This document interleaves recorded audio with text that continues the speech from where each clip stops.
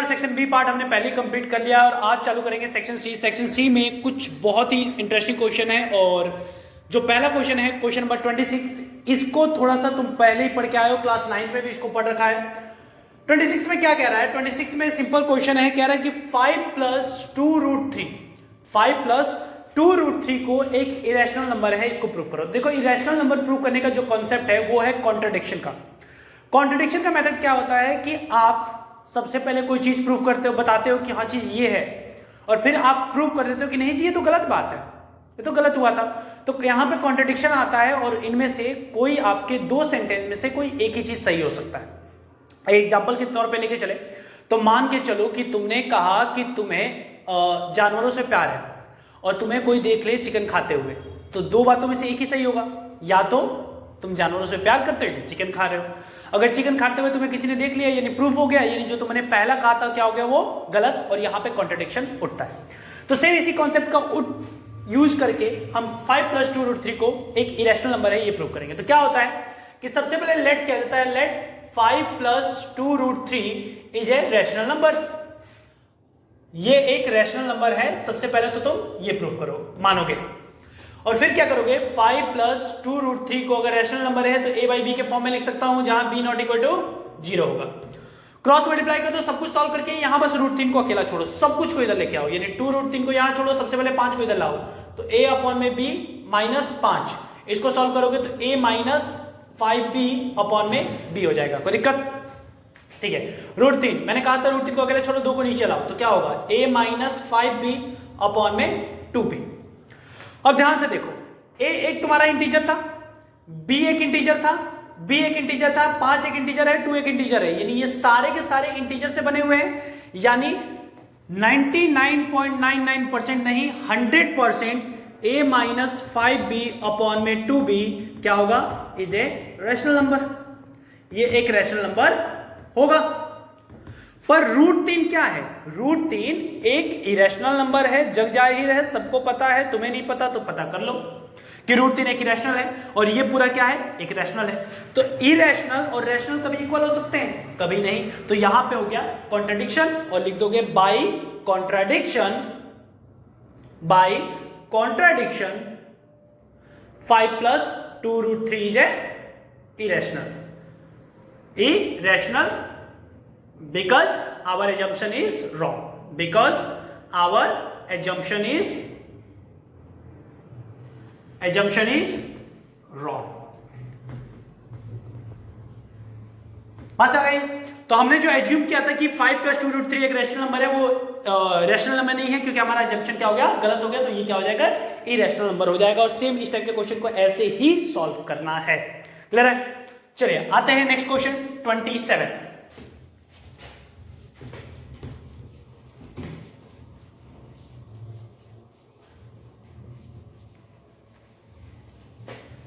ठीक है, question number 27 में देखते हैं क्या है। क्वेश्चन नंबर 27 में तुम्हें कहां गया ओके, क्वेश्चन नंबर 27 में बोला गया if the zeros of the polynomial 27 का क्वेश्चन है कि एक पॉलिनोमियल दे रखा है x² + px + q, और इसका जो जीरोज ऑफ द पॉलिनोमियल है are double in the value of the zero of the polynomial this. इसके जो जीरो ऑफ द पॉलिनोमियल है, इनके से, ध्यान समझो, इनके जीरोज ऑफ द पॉलिनोमियल है, इनके जीरो से इसका जीरोज क्या है, डबल। तो मैं मानता हूं इसका जीरोज क्या है, अल्फा एंड बीटा, तो इसका क्या होगा 2α एंड 2β। कोई दिक्कत? तो इसका सम ऑफ रूट्स क्या होता है, alpha plus beta. Alpha plus beta होता है -b/a, माइनस b कितना है -5 और a कितना है 2, माइनस माइनस प्लस हो गया तो 5/2 आ गया, और अल्फा इंटू बीटा क्या होता है c/a, यानी -3/2। और इनका सम ऑफ रूट्स क्या होगा 2α + 2β, जो कितना होगा -p/1, यानी -p के बराबर। यहां से 2 कॉमन निकाल लो तो alpha plus beta equal to क्या हो गया -p। अल्फा प्लस बीटा की वैल्यू अभी निकाली थी 5/2, तो पुट कर दो 5/2 इक्वल टू -p। 2 से 2 गया, 5 इक्वल टू क्या आ गया -p, तो p बराबर क्या आ गया -5। सिमिलरली इन दोनों को मल्टीप्लाई करो तो 2α इंटू में 2β, रूट्स का मल्टीप्लाई क्या होता है c/a, और c कितना है q, तो q/1। 2 इंटू 2 कितना हो गया 2 इंटू 2 हो गया 4, 4 alpha beta equal to Q by 1 यानी क्यू।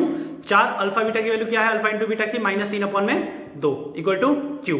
2 से 2 गया कितनी बार में, 2 बार में, 2 इंटू 6 -6 इक्वल टू क्यू। तो पी की वैल्यू आ गई -5, क्यू की वैल्यू आ गई -6। हंसते हंसते मुस्कुराते हुए आंसर आ गया। क्लियर है। चलिए आते हैं क्वेश्चन नंबर 28 पे। बेटा देखो 28 के आपके दो पार्ट्स हैं, दोनों आपके quadratic equation pair of linear equation in 2 variable के क्वेश्चंस हैं। तो इसको सॉल्व करते हैं।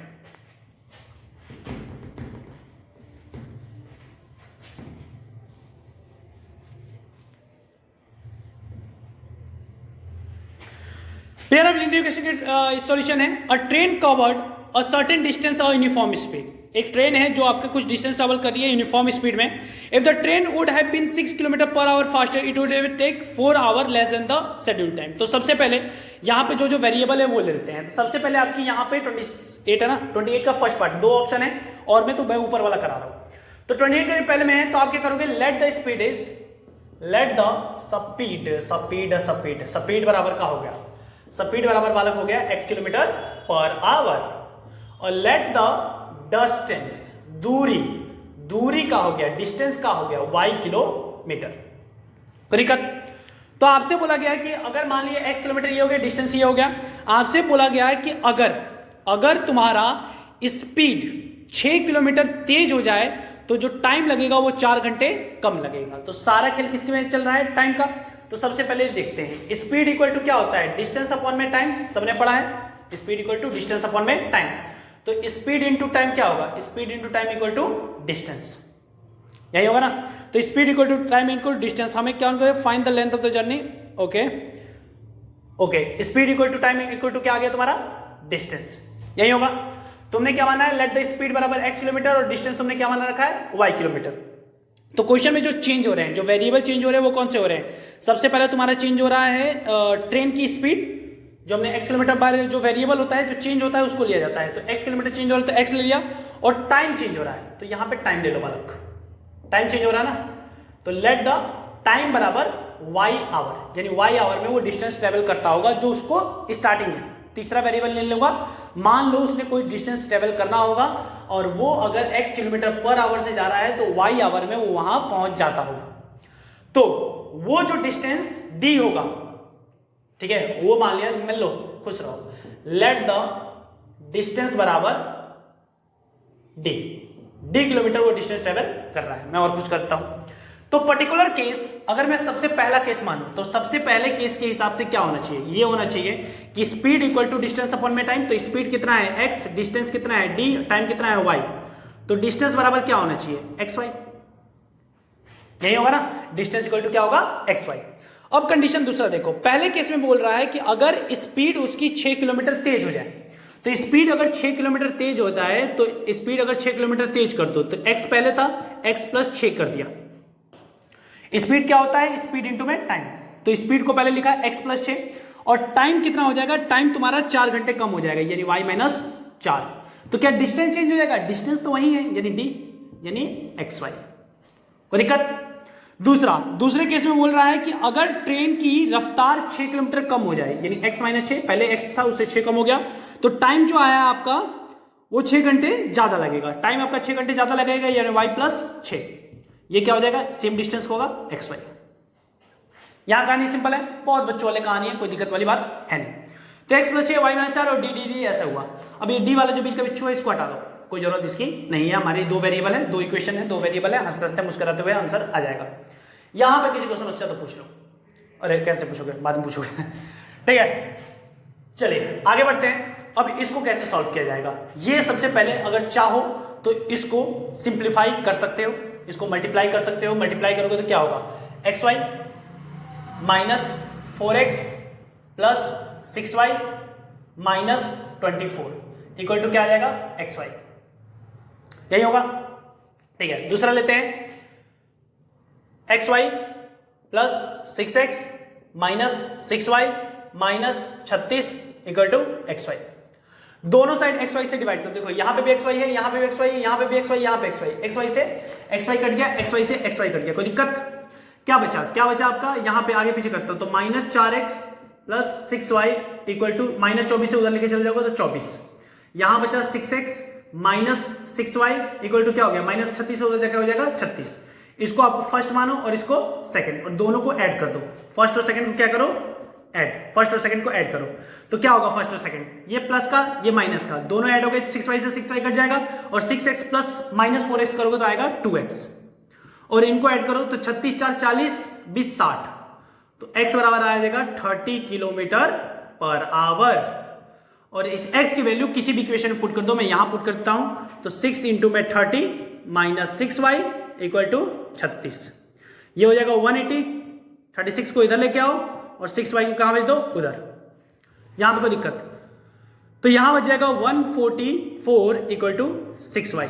6 से डिवाइड करो, 6 से 144 कितनी बार में जाएगा, ये जाएगा 6 दूनी 12 और 6 चौक 24 इक्वल टू y। तो जो टाइम लगा है, हमने टाइम माना है ना, तो y क्या हो जाएगा, y जो हो जाएगा तुम्हारा हो जाएगा 24 आवर। 24 आवर में वो कंप्लीट करेगा। आपसे पूछा गया find the length of the journey. Length of the journey क्या था, d था, और d की वैल्यू क्या थी, xy।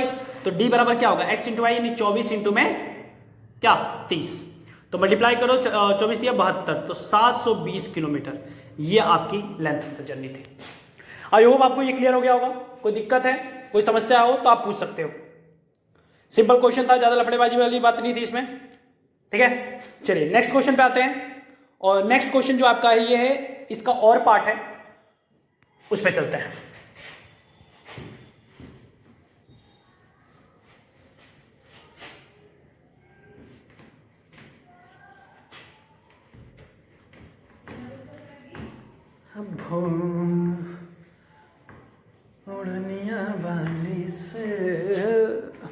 चलिए बालक यहां ध्यान दीजिए।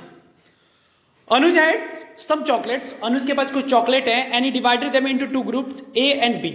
अनुज के पास कुछ चॉकलेट थे, उसने 2 ग्रुप में डिवाइड किया, ए और ग्रुप में, और उसने बेचना चालू किया। उसने ए वाले को बेचा 2 रुपए के में 3 चॉकलेट उसने बेचे। मान लो कि 2 रुपए में उसने 3 चॉकलेट बेचे, और जो दूसरे वाली है उसको 1 रुपए में बेचे, और उसको टोटल कमाई हुई 400।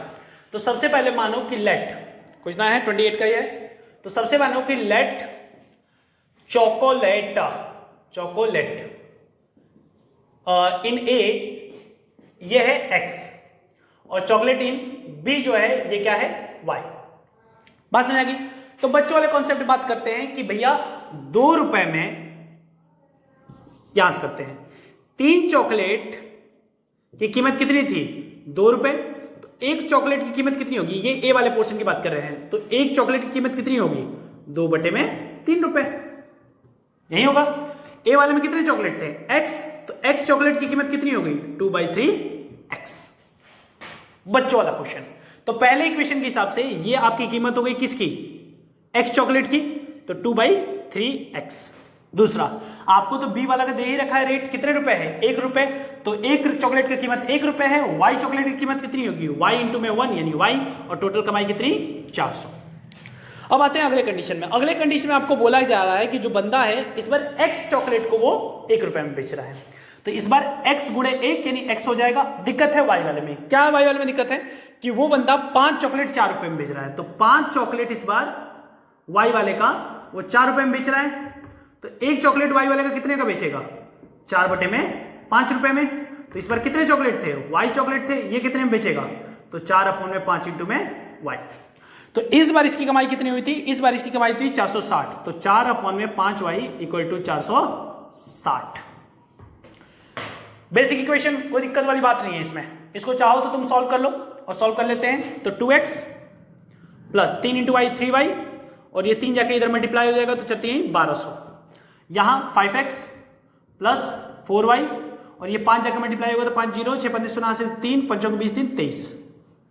सिंपल कहानी, क्लियर है। अब एक काम करो, हमें सॉल्व करना है, तो एक काम करो, इसको कम मल्टीप्लाई कर दो, किससे, इसको मल्टीप्लाई में कर देता हूं 5 से सही रहेगा, और इसको मल्टीप्लाई कर देता हूं 2 से इक्वेट करने के लिए। 5 से इसको मल्टीप्लाई किया तो कितना हो गया 10x, फिर आ गया ये 15y, और ये हो गया 12 5 60 यानी 6000। इसको मल्टीप्लाई किया तो 10x प्लस 8y, और ये किया तो 4600। बेसिकली क्या कर रहा हूं, एलिमिनेशन मेथड के लिए जो कोएफिशिएंट है उनको बराबर करने की कोशिश कर रहा हूं। ये 10x, ये 10x, इसको इस बार फर्स्ट मानो और इसको सेकंड, और यहां पे आ रहा हूं, और फर्स्ट में से मैं क्या कर रहा हूं, सेकंड को माइनस, फर्स्ट में से सेकंड को माइनस। तो देखो 10x में से 10x गया, कहानी खत्म। 15y में से 8y गया तो 7y, और 6000 में से 4600 गया तो 1400। तो y बराबर कितना आ गया, 1400 को डिवाइड करो 7 से तो 200। y की जो कीमत आ गई, y की जो वैल्यू आ गई वो गई 200। अब y की वैल्यू कहीं भी तुम पुट कर दो, यहां पुट कर देता हूं। तो 10x प्लस 15y, 15 इंटू 200 कितना होगा, 15 इंटू 200 3000 इक्वल टू 6000। तो 10x बराबर क्या आएगा, 10x बराबर 6000 में से 3000 गया तो 3000। 10 से डिवाइड करो तो x बराबर कितना आएगा, 300। तो जो y में डाला था चॉकलेट उसने डाला था 200, और जो x यानी a वाले में डाला था उसने कितना डाला था, 300, और y वाले में कितना डाला था, 200। क्लियर बात होगी। तो ये आपका 28 के दोनों पार्ट थे। अब आते हैं 29, मेरा फेवरेट ट्रिग्नोमेट्री। यार क्या क्वेश्चन होता है ट्रिग्नोमेट्री, मतलब जन्नत। ठीक है,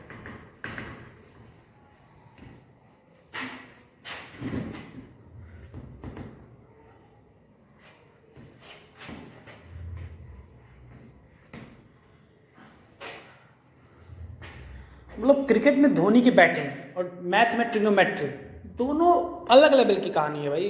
बस करते देखो, उसको देखने में सुकून है, इसको करने में सुकून है, जन्नत। ठीक है, question number 29। tan cube theta 1 plus tan square theta plus cot cube theta 1 plus cot square theta को हमें प्रूव करना है sec theta cosec theta -2 sin theta cos theta. देखो पहली ब्रह्मास्त्र, जब भी आपको पूरा करना हो तो सबसे जो बड़ा भारी रकम दिखो उसको सॉल्व करो, यानी इसको सॉल्व करेंगे। अगर कोई फॉर्मूला तुम्हें नजर ना आए तो सबसे मेन काम क्या है, सबको साइन कॉस में कन्वर्ट कर दो, सबको। तो कन्वर्ट कर देते हैं, हम लेते हैं LHS। तो ये tan क्यूब थीटा है, तो इसका मतलब क्या है, sin क्यूब थीटा अपॉन में cos क्यूब थीटा, यही होगा tan क्यूब थीटा का मतलब। और यहां tan स्क्वायर थीटा है तो 1 plus sin square theta upon में cos square theta plus cot cube theta यानी cos क्यूब थीटा अपॉन में sin cube theta 1 plus cot square theta है यानी cos स्क्वायर थीटा अपॉन में sin स्क्वायर थीटा। ऐसे हम लोग ये नीचे वाले को सॉल्व करो, ऊपर वाले रमेश विदुर जो भी हैं उनको ऊपर ही छोड़ दो और नीचे सॉल्व करो। तो cos स्क्वायर थीटा इंटू 1 क्या हो जाएगा, cos square theta plus sin square theta, और नीचे क्या आ जाएगा, cos स्क्वायर थीटा। इसमें भी जो ऊपर है उनको उधर ही छोड़ दो, तो cos क्यूब थीटा अपॉन में sin क्यूब थीटा, और यहां मल्टीप्लाई हुआ तो sin square theta plus cos square theta upon में sin स्क्वायर थीटा। देख लो भाई, सिंपल करा है। देखो मैथ जो है ना यार आसान है, कोई तकलीफ वाली बात नहीं है। दिक्कत क्या है ना मैथ में, मैथ मांगता है प्रैक्टिस, और तुम लोग रो देते हो प्रैक्टिस में, प्रैक्टिस तो तुमने होनी नहीं है। ठीक है, तुम्हें तो बस हाँ वो चाहिए ना, हलवा बनाया मिल जाए, लपेट दो, टीचर बता दे कि हाँ ये इंपॉर्टेंट क्वेश्चन है, टक टक टक टक टक, और उसको निपटा के पहुंचोगे। नहीं, ऐसे मजा नहीं आएगा, ऐसे मैथ कभी सीख ही नहीं पाओगे। मैथ का लड़ो, अबे एक बार में नहीं होगा, 2 बार में नहीं होगा, तीसरी बार तो नहीं होना है, नहीं होगा तो फिर पूछ लेना। पर तुम्हारा तो एक बार में हुआ, कि एक बार में नहीं हुआ तुरंत गूगल पे टक टक टक आंसर क्या होगा, अच्छा ये होगा, फिर कहते हो अरे यार आसान ही था, मुझे तो आता ही था। एक बार खुद से ट्राई करो, तुम्हें कॉन्फिडेंस भी बढ़ेगा कि हाँ मुझसे हो रहे क्वेश्चन। टाइम ज्यादा लगेगा, पर तुम्हारे पास पढ़ने के अलावा और क्या काम ही क्या है। चैटिंग हटा दो, चैटिंग वीटिंग अगर ना करना हो तो तुम्हारे पास वेले ही बैठे हो, और चैटिंग करोगे तो फिर तो कहानी बर्बाद है ही। चलिए, cos स्क्वायर थीटा या cos क्यूब थीटा, ये से ये गए, sin स्क्वायर थीटा से sin क्यूब वाला गया, ऊपर क्या बचेगा sin क्यूब थीटा, और नीचे क्या बच गया cos थीटा, और cos square theta plus sin square theta कितना होता है 1। तो नीचे पूरी कहानी खत्म, यहां बच गया था cos थीटा, बस वो cos थीटा आ जाएगा। ऊपर बच गया cos क्यूब थीटा, और नीचे इसकी भी कहानी खत्म, इसकी वैल्यू हो गई 1, तो नीचे क्या बच गया बस sin थीटा। कोई दिक्कत है, कोई समस्या है तो यहां देख लो, कुछ भी हो बच्चों वाला काम है, कोई दिक्कत वाली बात नहीं है, आराम से तुम आंसर निकाल सकते हो, चेक कर लो। नहीं है दिक्कत, चलिए फिर आगे बढ़ते हैं।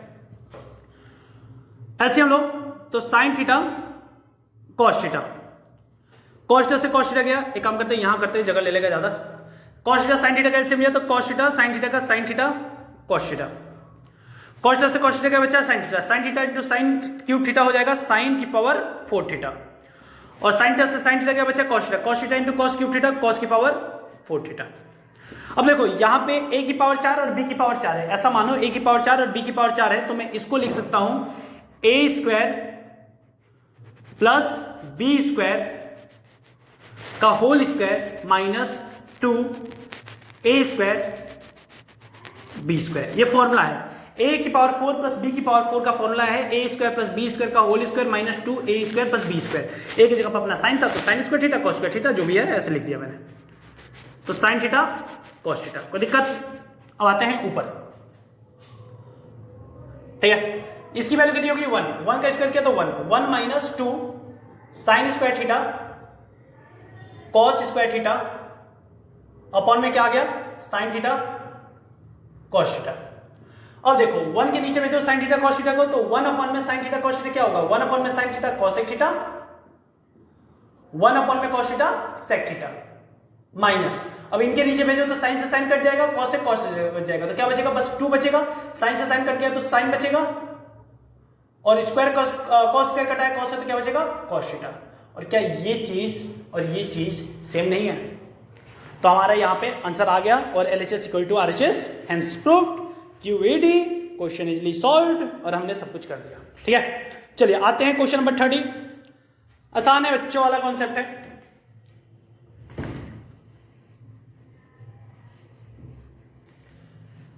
पेपर यार आसान आएगा, सारा गेम है मैथ के पेपर में practice practice practice and practice. अगर प्रैक्टिस कर रहे हो तुम 80 में से 80 झंडे गाड़ के आओगे, पर प्रैक्टिस करनी जरूरी है, प्रैक्टिस हुई तभी।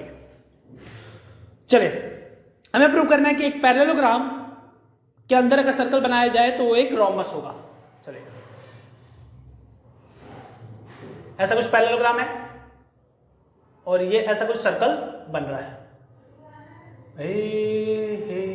ऐसे ऐसे ऐसे, ठीक है बढ़िया। नाम रखते हैं ABCD, ये अपना पैरेललोग्राम है, ये PQRS जहां पे ये टच कर रहे हैं। आपको पता है पॉइंट से सेम पॉइंट से टेंजेंट निकलते हैं तो ये दोनों इक्वल होते हैं। अगर नहीं पढ़ा तो यानी पहुंचे ही नहीं हो यहाँ तक, यानी बहुत पीछे हो, जल्दी पढ़ लो, पेपर पास है। तो यहां से क्या क्या मिलेगा तुम्हें पता है AP इक्वल टू AQ पहली लाइन, दूसरा मिलेगा BP और BS एक है, BP इक्वल टू BS, तीसरा DR इक्वल टू DS, तो DR इक्वल टू DQ और अगला है RC इक्वल टू SC। कोई दिक्कत इसमें होनी भी नहीं चाहिए, आसान काम है।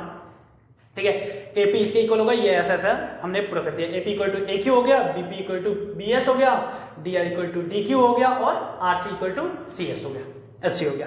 क्लियर है? कोई दिक्कत? इसको नाम रखो, इसको फर्स्ट नाम दो, इसको सेकंड नाम दो, इसको थर्ड नाम दो और इसको फोर्थ नाम दो। बच्चों वाला काम, सिंपल सटीक, कोई दिक्कत वाली बात नहीं है। ठीक है, अब क्या काम करो, अब इनको जोड़ दो, इनको क्या करो जोड़ दो। तो जैसे ही जोड़ोगे तो क्या बनेगा, चारों को जोड़ दिया तो AP plus BP plus DR plus RC equal to क्या होगा AQ plus BS plus DQ plus SC। तो देखो AB प्लस BP क्या होगा AB, DR प्लस RC क्या होगा CD, AQ plus DQ, AQ कहाँ है अपना AQ और DQ दोनों का ऐड करके क्या बनेगा AD और BS प्लस SC मिलके क्या होगा BC। कोई दिक्कत नहीं है ना यहाँ तक? ठीक है, अब आपको ये भी पता है कि अगर पैरेललोग्राम है तो AB और CD तो इक्वल होंगे, अपोजिट साइड इक्वल होते हैं, तो AB CD के इक्वल होगा तो यहाँ पे 2AB हो जाएगा 2AB, और यहाँ पे AD BC के इक्वल होता है तो यहाँ पे 2BC हो सकता है, AD जुड़ा, 2 से 2 कटा, AB इक्वल टू क्या हो गया BC, यानी AB और BC दोनों क्या है एडजेसेंट साइड्स हैं, एक साथ एडजेसेंट साइड है। जब भी किसी पैरेललोग्राम के अगर एडजेसेंट साइड इक्वल होते हैं तो वो पैरेललोग्राम एक रोम्बस होता है, hence proved, easily solved. Clear है? चलिए आते हैं, इसका एक और पार्ट है, ठीक है, और मैं दे रखा है तो उसको सॉल्व करते हैं।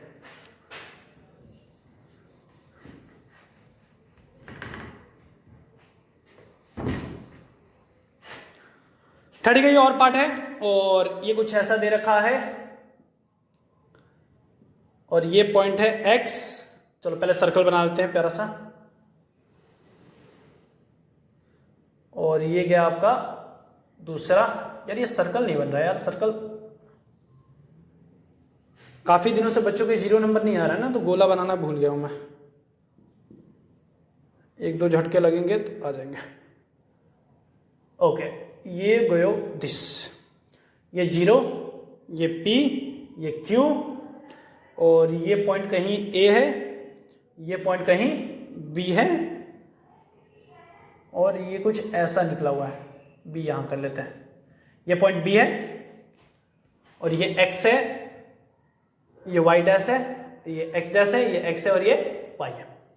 क्लियर है? और कुछ ये पॉइंट आपको ऐसे जोड़ रखा है, और आपको प्रूव करना है बालक, आपको ये प्रूव करना है कि AOB ये जो एंगल है ये 90 डिग्री है। करना आसान है। कैसे करोगे?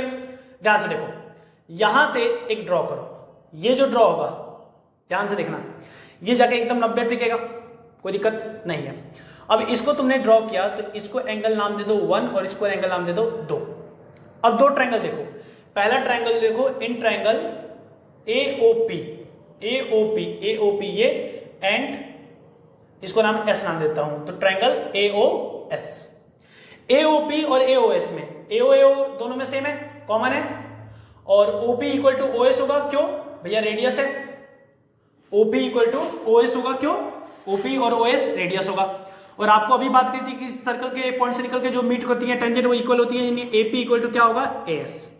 तीनों साइड इक्वल है, तीनों साइड इक्वल है, तो ट्रायंगल दिस क्या हो जाएगा? कॉन्ग्रुएंस हो जाएगा, और AOB कॉन्ग्रुएंस हो जाएगा AOS के।